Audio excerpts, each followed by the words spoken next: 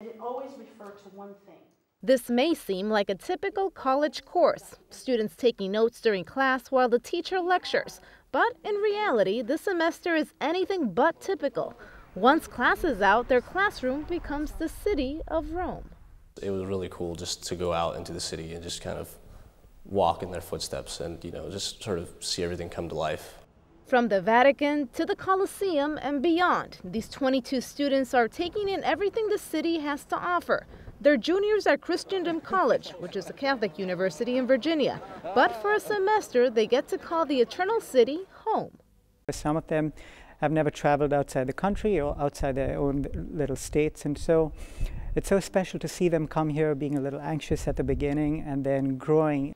The international program will soon celebrate its 10th anniversary. Usually, about 35 students take part in the program. In fact, after class, they have the option of celebrating Mass.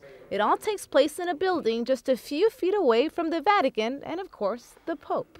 One of my favorite experiences were on Easter Vigil. After the Mass was over, he came down the aisle and he was smiling, and I could seriously reach out and shake his hand. It was awesome to walk through the forum, and you really understood what it was like and how it used to be the head of the world, and now the church has risen and become the head of the world in Rome. And now, as they make their way back home, it's time to sort out everything they've experienced. It also gives them the opportunity of sharing that knowledge with others. Being both a history major and a Catholic, it's been the best of both worlds. I've learned so much about culture, about history, and about the church and the history of the church and the saints, and it's honestly been one of the best experiences of my life, so for sure.